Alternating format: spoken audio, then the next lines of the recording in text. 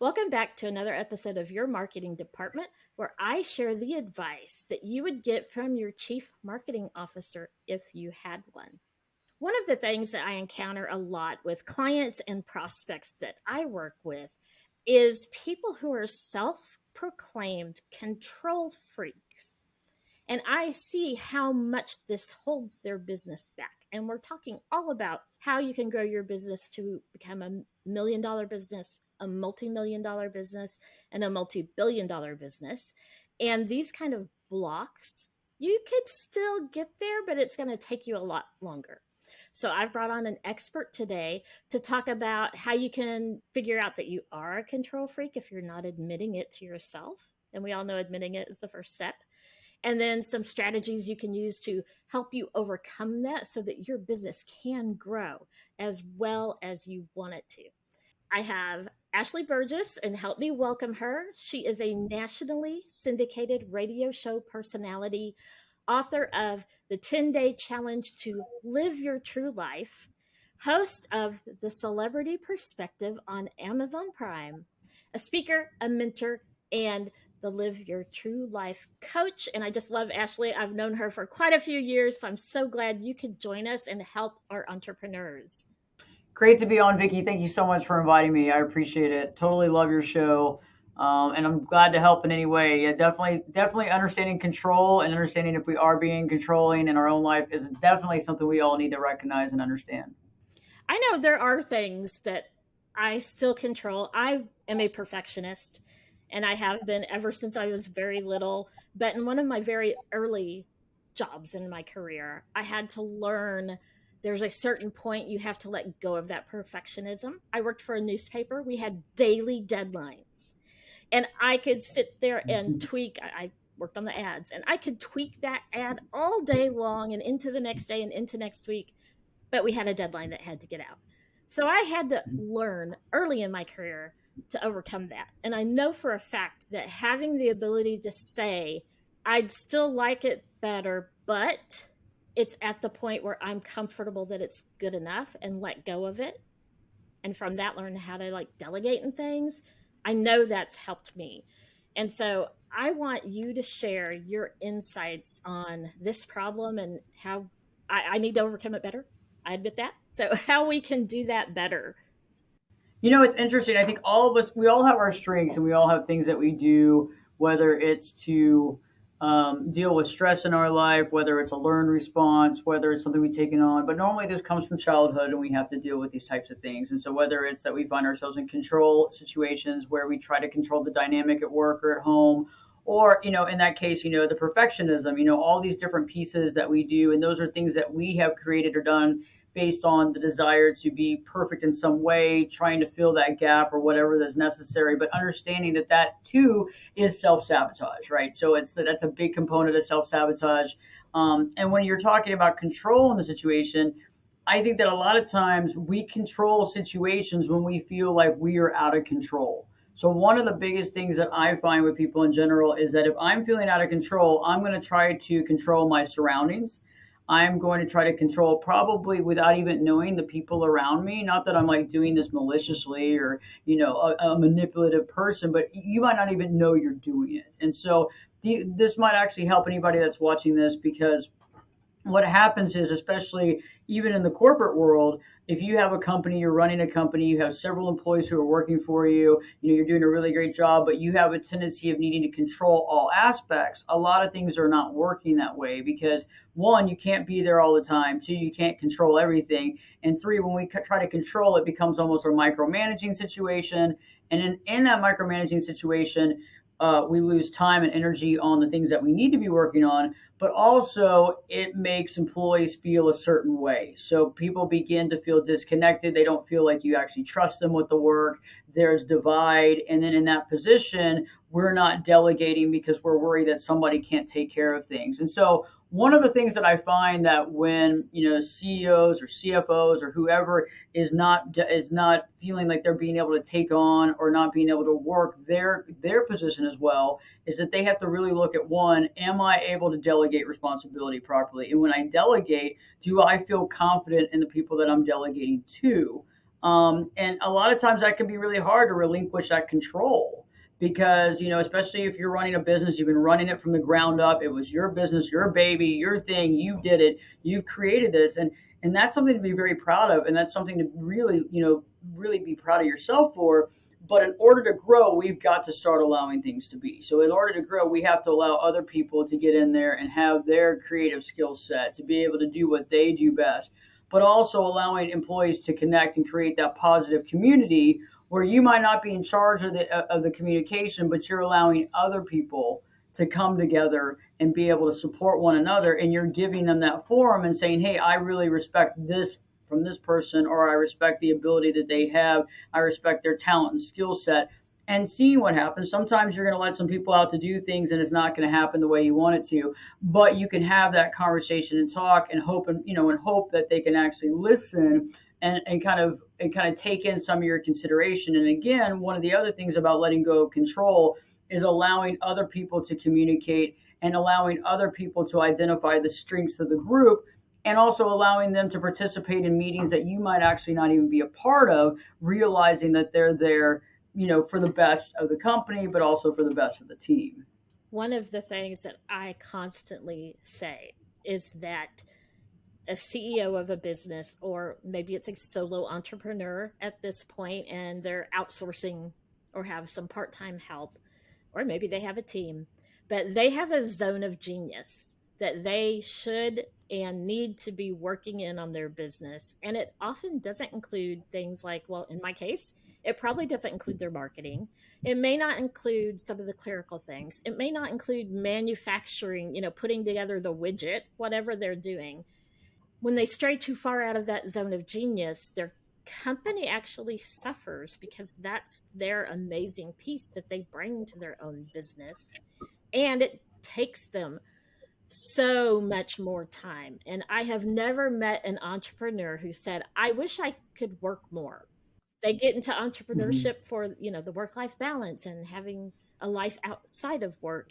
And if you're micromanaging everything, you're losing those very precious hours. One thing I know some entrepreneurs have trouble with, there's two things I've seen. So I'll throw them both at you and you can talk about whatever, which one you want or both.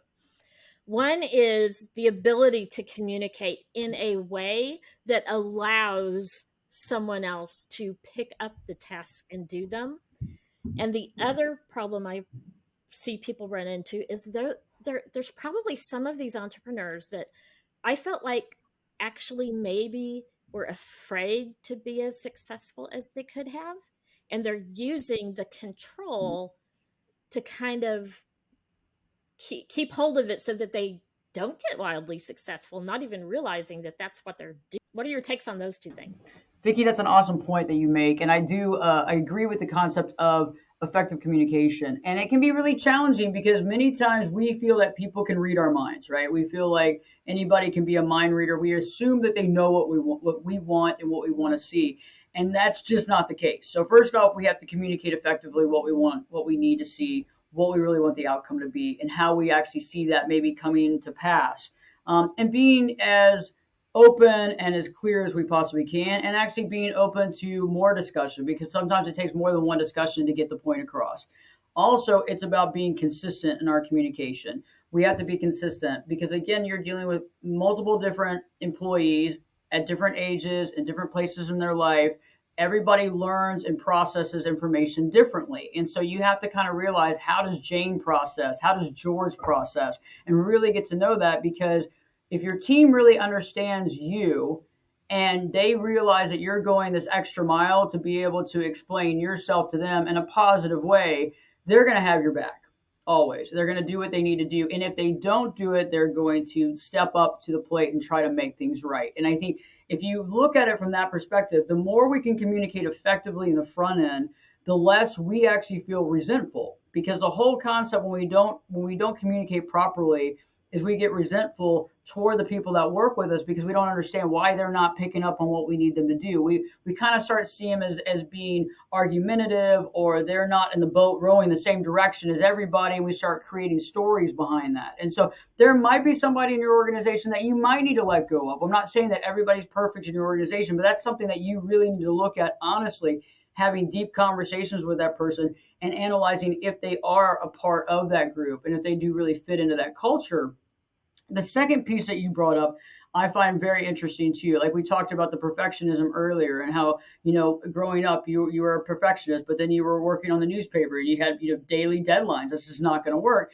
Much like perfectionism, micromanaging and control is self-sabotage. And so we sabotage ourselves from actually being where we need to be, because when you're running a company, you don't need to be in the minutia of everything. You do not. That's the reason why you have employees that work with you, to be able to take control of these certain things. And, we want to have employees around us where they bring something to the table that they're actually smarter about something than we are. Okay. You might have the grand scope of things. You might really know exactly your direction, your vision, but you got to have folks in your organization that are really detailed oriented and that you can really trust them with that detail. But when you start getting in the muck and yuck of those details, one, you're actually stepping on their toes. Two, they're also questioning the fact that you don't trust them, which also brings in some negative emotion. But also now you're starting to get in the minutia. And so that's self-sabotage. But I think it's also another fact is that you're not realizing that this actual behavior is standing in the way of a bigger success piece. And so that is something that takes a lot of work to kind of tool or basically kind of fix our thought process on that, because we have that mental kind of record that's going on in our head that's saying, well, we have to do this. If I don't do this, or I don't have my hand on this or my finger on the pulse, something's not going to happen. And we have to start stepping back from that and saying, okay, I feel that way, but why do I feel this way? Because of maybe things in the past. How can I change that? Okay, communication, connecting with my employees, having open communication with my employees, maybe having an all team, meeting in the morning where I get, the big team on the phone, or we get on Zoom and we have a conversation. I'm very open and honest about what I want to see that day. And it only has to be maybe 10 or 30-minute call, but you really get everybody active, feeling good. It's also a positive experience, but everybody has their duty that they need to take care of.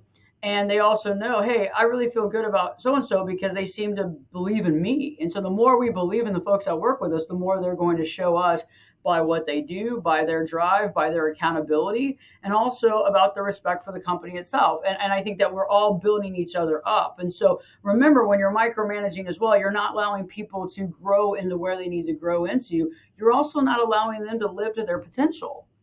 And so unfortunately, we don't allow people to live to their potential. They don't give us their full potential. They hold back or they have resentment. And so then again, we're creating an environment where people can't thrive. So if you want to turn it around on itself and say, okay, it's really hard for me to do this, but if I do this too much and I self-sabotage by controlling everybody, I'm taking away from their autonomy, I'm taking away from their success, and ultimately I'm taking away from the success of my organization and my dream and my passion and what I want to achieve. I like how you brought up how it's not just holding back, the CEO, it's also them holding back their team members. And I think because I'm in a creative field, if I micromanaged any of my people that are working on projects, I knew I would be stifling their creativity, because I'd be telling them exactly how to do it like I do it, and they're creative in a different way. So I've had the benefit of understanding that, but I like that you brought the point of, even if it's an accountant. I'm trying to think of something that it's usually the least creative thing you would want. You really don't want your accountant getting too creative with your books. So micromanaging them is still keeping them from reaching their full potential. So I think bringing that realization is excellent. Now, for the who we have some who say, hey, I'm a perfectionist, I'm a control freak, and we've talked about how they are sabotaging themselves. But we also run across people who have not admitted that to themselves yet.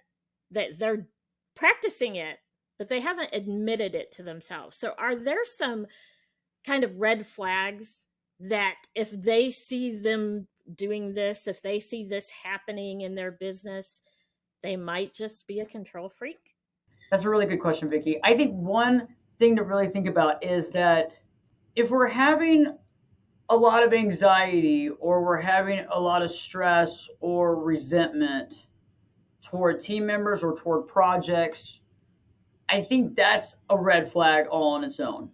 And I think that's something to be aware of too, because obviously somebody is not communicating properly, or we're not communicating properly, or we're holding a lot of stuff in and we're not explaining how we feel or explaining the process that we want to see. Because what I see a lot of times with clients that I work with is they just kind of think that people can mind read because they're not thinking of the fact that they're not really expressing themselves in a positive way or outwardly, and they're just kind of thinking it or assuming.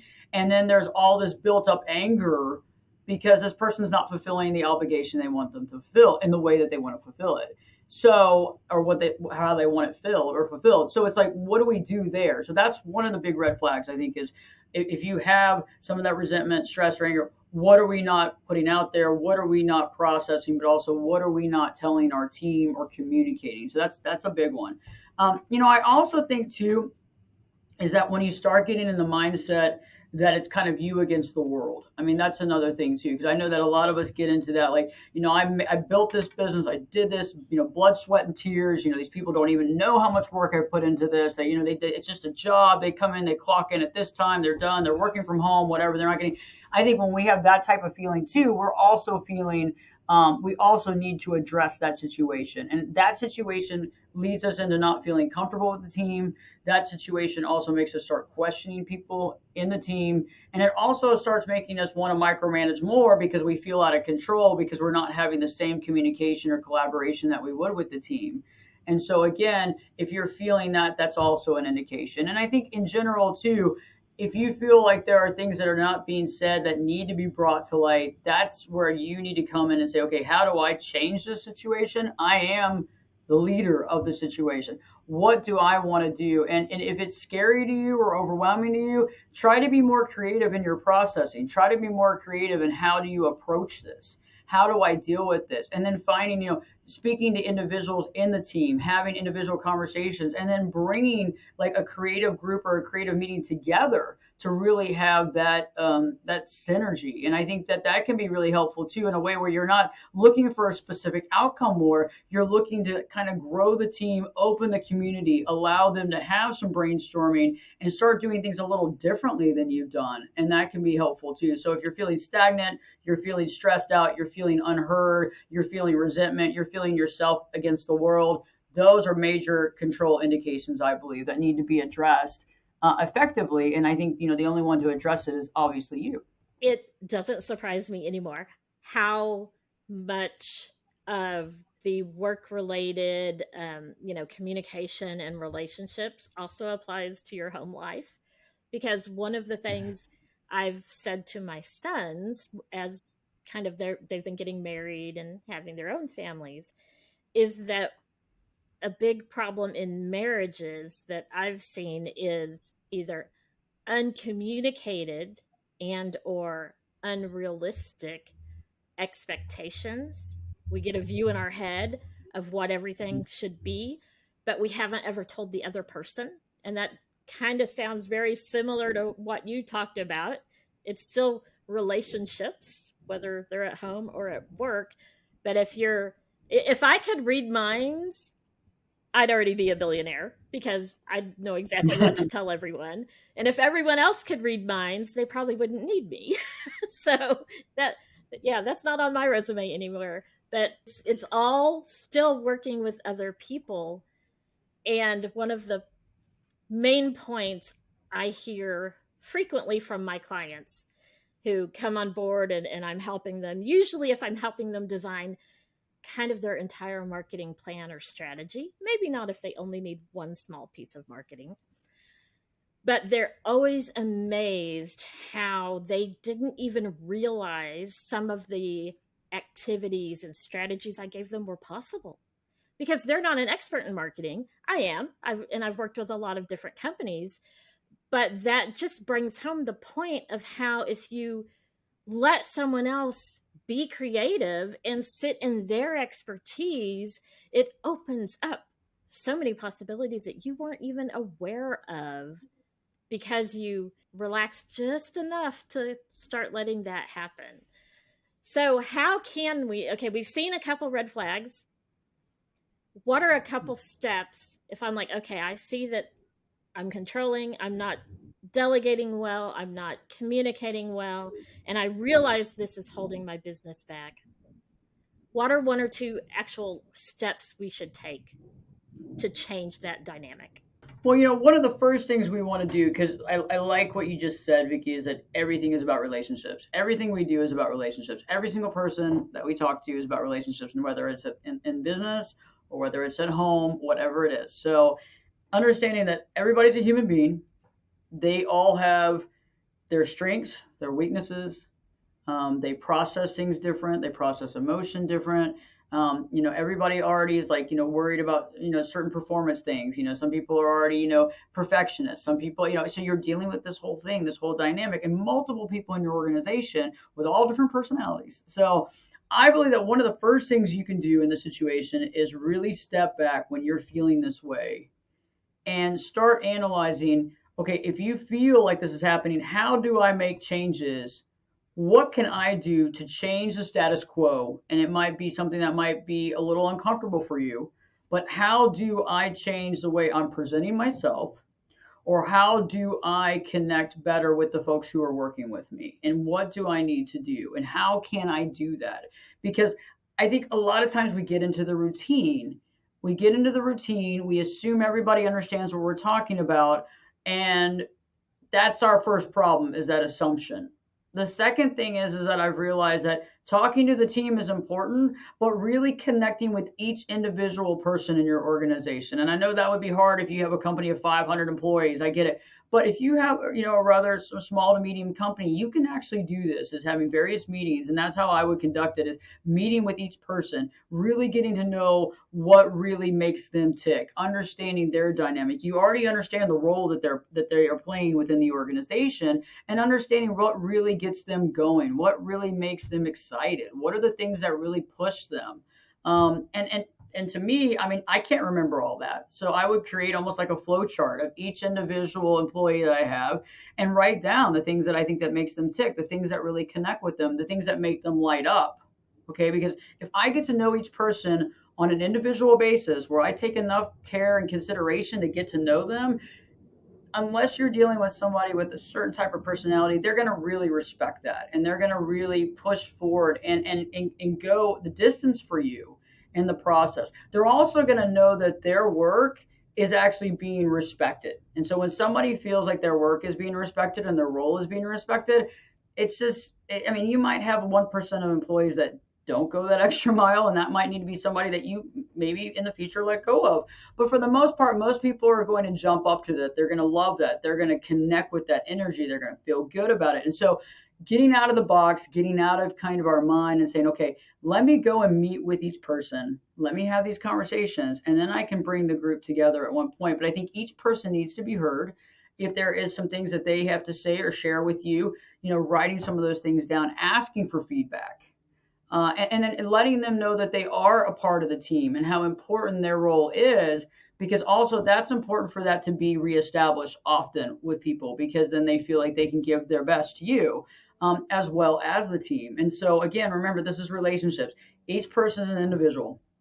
They're not all one person. They all thrive differently. They all care about different things. But in the end, everybody wants to be loved, cared for, and respected. And if we know those things that's practicality, that's reality, that's what people want. And so if somebody feels like they are being respected, if they feel like, they're being cared about, if they're being heard. One of the biggest things that I hear from people is, I don't feel heard. I don't feel like anybody's listening to me. Okay, and so if I don't feel anybody's listening to me, I'm not going to probably go out of my way to do the right thing. I might even cause some sort of chaos or something going on as well to get your attention. And so really looking at that, people want to get heard, they want to be loved, they want to be cared for, they want to be respected.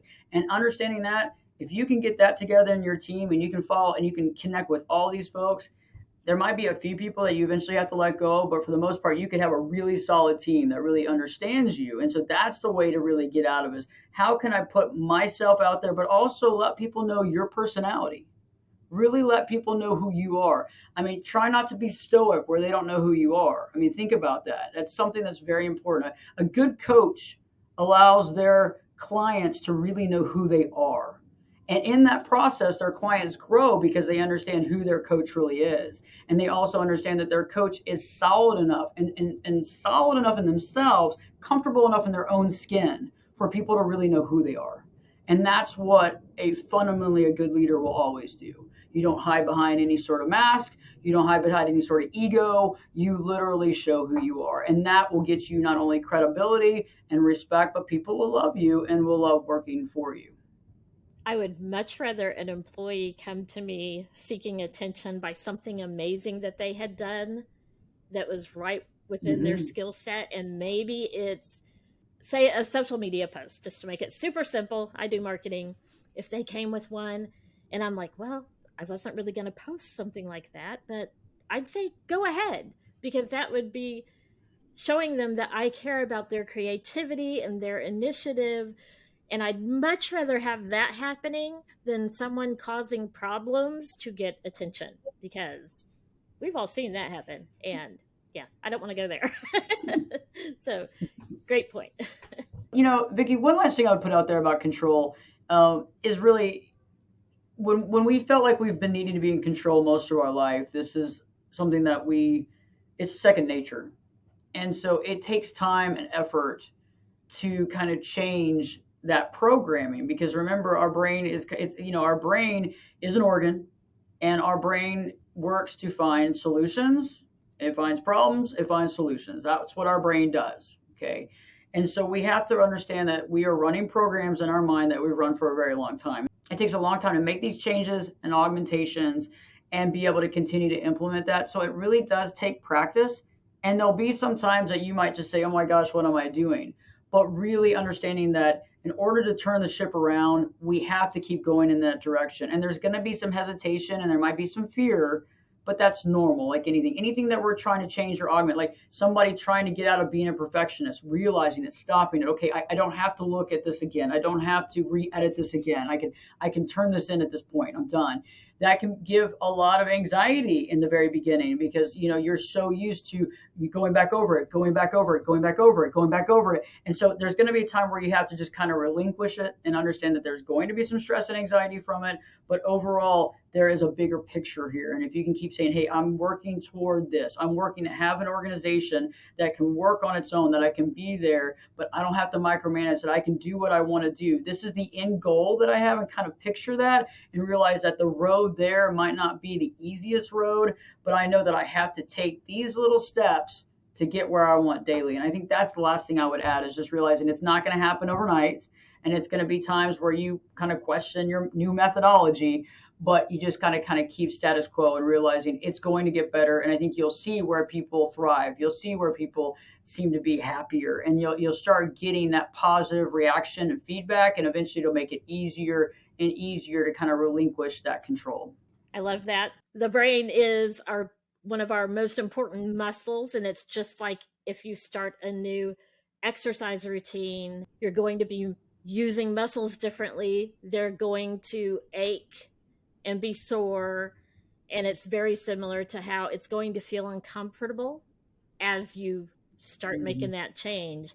But that slight uncomfortable area, you don't want to be so uncomfortable that you're way out there, of course, but having some discomfort is a sign of growth. And so you have to learn to be comfortable with discomfort. Very true. So now let's bridge this over to how you help people personally in your work and how they can benefit from working with you. Great. I appreciate that, Vicki. Yes, definitely. I work with clients. I work with clients one-on-one to really help them to understand their life, understand the direction they're going. And we're all in relationships. Relationships are a big part of our life. But ultimately, the most important relationship we have is with ourselves. And every relationship that we have outside of ourselves should help us to actually see ourselves better. So, but it's not just about us. It's not some sort of narcissistic viewpoint. It's about understanding ourselves better and understanding what we're doing and things that we can change and augment to be the best version of ourselves. And so, ultimately, I work with clients dealing with relationship issues, and we try to figure out the relationship issue, how we got into the issue, how do we get there to begin with, and we really go back to not only core beliefs, the core beliefs that we believe, and how those can be holding us back. And I've actually created a system about 15 years ago on how to really understand how the brain works. I can actually get into the programming of your brain with a little help from you to understand exactly, kind of the programming, the broken records that we have, the things that we have that are playing in the background that we don't even realize it, that are actually guiding all of our choices. And some of those choices aren't always the most positive of choices. Some of those choices are actually holding us back in a big way. And so we can really find that out. And sometimes the relationships we choose or the choices we make, we think is a big deal, but that's not really the big deal. It's just the symptom of what's happening here. So a lot of things are the the outside of ourselves symptoms. But that could be a relationship, a choice we made, a career, whatever that is, but we need to figure out what's running here. I also work with understanding values, defining our values. Our values help us to define who we are, but our values also help us to create our boundaries. We hear people talking about boundaries all the time. What's a boundary?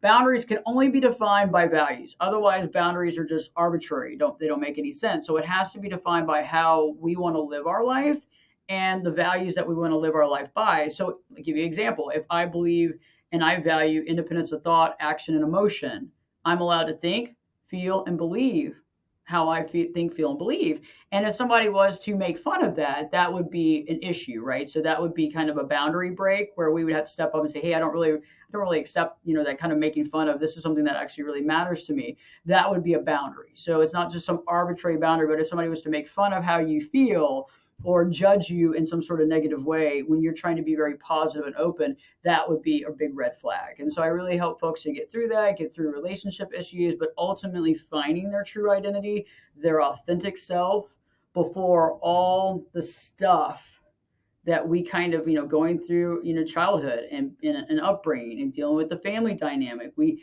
kind of gain all these things, and some of the things are good and some of the things we need to get rid of. We need to shed and we need to let go of to be who we really need to be and how we can actually live our true life. So that's why my first book is called Live Your True Life.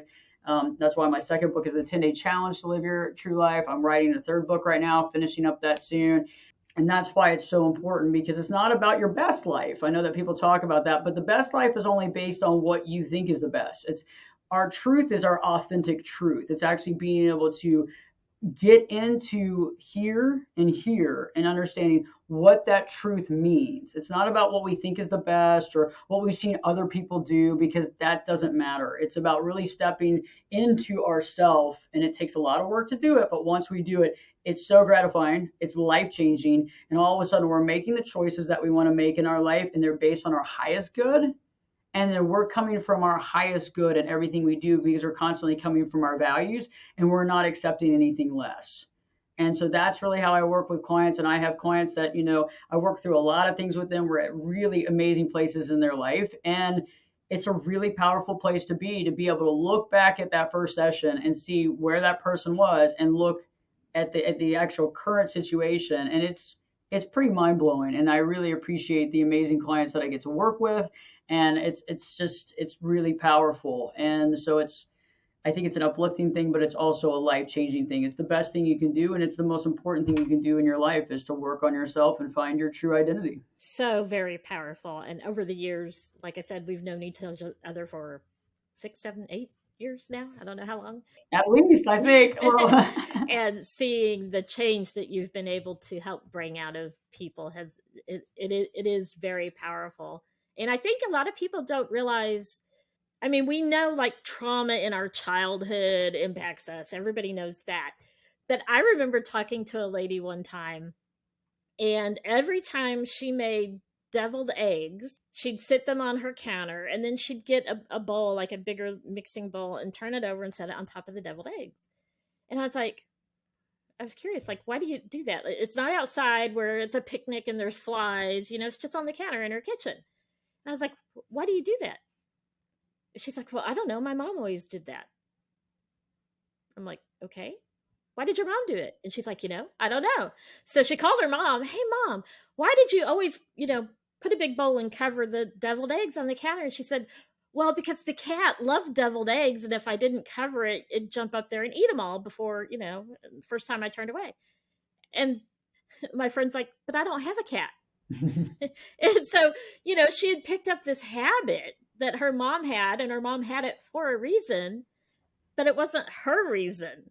I keep remembering that as even some of the smallest things we pick up as we grow, and we don't even realize, does it work for us now in our life with our true self, anymore? And it may not. So I know having someone help you explore all of those things, plus any areas where you are having trouble, not just deviled eggs on your counter, can be really powerful to just create such an amazing direction for your life after you've gone through that process. So I hope everyone will contact you, check out your website. So if you'll share how they can best reach you, and I'll share it on screen and in the description. If you're watching or hearing this where there's a description, you can click the links.